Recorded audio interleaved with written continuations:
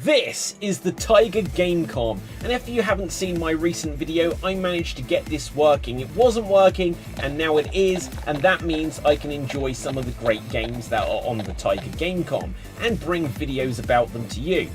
Now, when I say great games about the Tiger GameCom, I use that word creatively. Now, there may not be truly great games for the Tiger GameCom, but what there is, we are still going to check out. And today's game, I don't have a box for it, so I will just show you in this advertisement here. We have Mortal Kombat Trilogy, which, as it puts it here, Mortal Kombat Trilogy. So, you think you've mastered the moves, outbossed the bosses, done it all? Think again. This special version of the arcade mega hits takes the baddest of the bad. Oh yes it does. And pits them against you. More one-on-one action with one of the most successful martial arts series of all time. Hundreds of animations, brand new things to discover, head-to-head play option, separate cable and a second GameCom system and game cart required. So you need 2 GameComs, 2 carts and a link cable just to be able to play Mortal Kombat Trilogy for the Tiger GameCom. So if you haven't done so already, please take a moment to smash that subscribe button on youtube.com/@GeekBattleGaming. And without further ado, let's dig into it.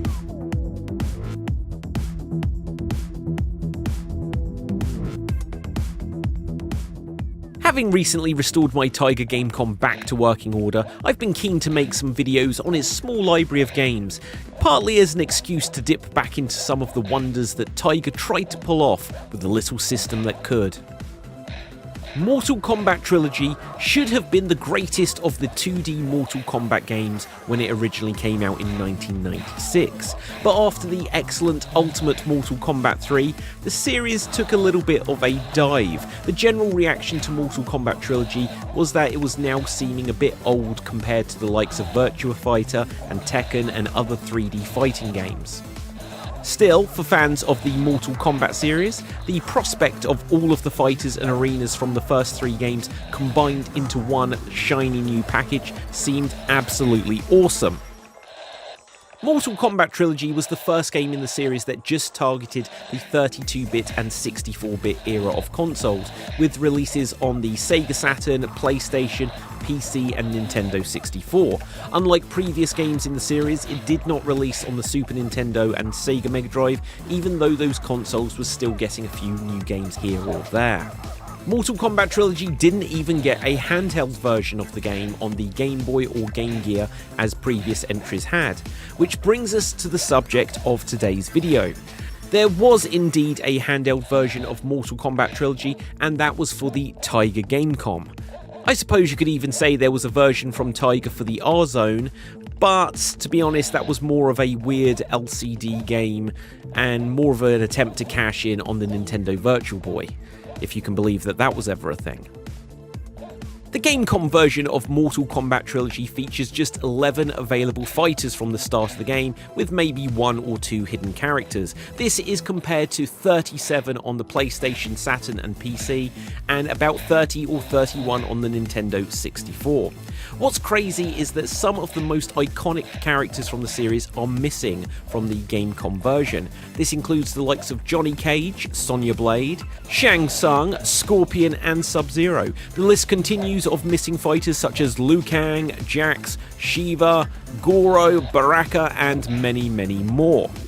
If all these iconic characters are missing, then who is present in the game?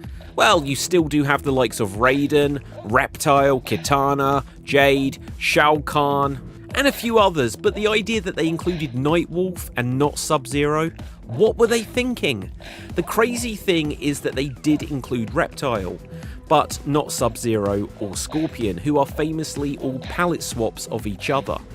Now, I can imagine that on the black and white GameCom, a palette swap character may not make sense, as they would appear essentially identical unless their moves were slightly different. This said, these characters did feature in the likewise black and white Game Boy games, so who knows? In some ways, the Mortal Kombat Trilogy game that Tiger produced for the GameCom is quite an achievement. The characters look the same as on the console and arcade games, and the backgrounds are detailed. Here lies the problem though. The GameCom has a really poor refresh rate. That means that when you jump around the screen, your character kind of disappears and blends in with the background. This is a problem that was also noticeable on some Game Boy games, notably Donkey Kong Land, where Rare made the game with similar detailed graphics to the Super Nintendo game, and a black and white handheld simply couldn't distinguish detailed characters against detailed backdrops when there was fast motion. This said, the GameCom was a much worse system than the Game Boy in this respect, and along with the Batman and Robin game on the GameCom, Mortal Kombat is probably the worst offender. Gameplay wise, the game plays and feels like a Mortal Kombat game. The biggest downside is the GameCom only has 4 action buttons, whereas by this stage we were all used to 6 on the Super Nintendo, PlayStation, Saturn, and even if you had a 6-button controller on the Genesis/Mega Drive. Still, this was more than you get on the Game Boy or Game Gear, so at least you still got high and low kicks and punches. Pulling off special attacks is possible, and I felt I was having fun playing it. It was just a little bit hard to see the game at times. Not that that should be that important. The game doesn't quite have the same feel as the console or arcade versions of the Mortal Kombat games, as I often found that both me and my opponents were crashing into each other and both losing energy, which I honestly don't remember being possible on other versions. Maybe it is, but it was happening constantly on Mortal Kombat Trilogy for the GameCom. When you start the game, you pick a character, and then, as is usually the case in Mortal Kombat games, the game then asks you to choose which difficulty level you want to challenge. The higher the difficulty, the more opponents you have to face to reach the tournament final. Weirdly, and I was certain that perhaps I was pressing the wrong thing at the wrong time, that whenever I was defeated, the game made me restart the tournament again, which I thought was a crazy choice for them to put into this game. It effectively means you only have 1 continue or 1 credit to attempt to beat the entire game. Maybe this was just me pressing the wrong thing and it just restarts the tournament because you've chosen to not continue, but I was pressing the button I thought should have made the game continue. The sound in the game is perhaps the weakest point, as there is no music and that takes a lot of the atmosphere away from the game.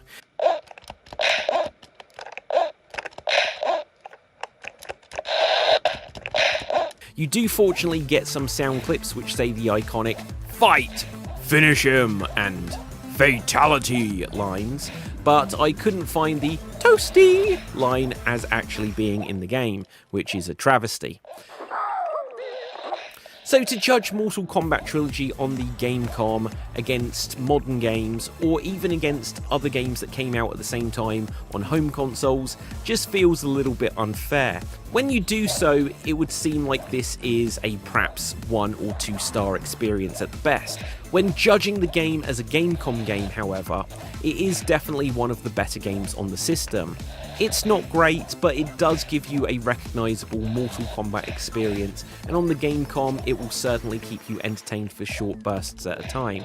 With only a few games available for the GameCom, it is definitely one of the better ones that I would recommend to get, certainly if you are a fan of Mortal Kombat or fighting games. You also have Fighters Mega Mix on the system, but I think I like this one more. So that's going to wrap things up for this video. If you haven't done so, please take a moment to smash that subscribe button on youtube.com/@GeekBattleGaming, and that would be absolutely awesome. We've got some more GameCom stuff coming up, plus if you check out the channel, we have all kinds of retro stuff going on, as well as some sprinklings of modern stuff here and there. So until next time, ciao for now.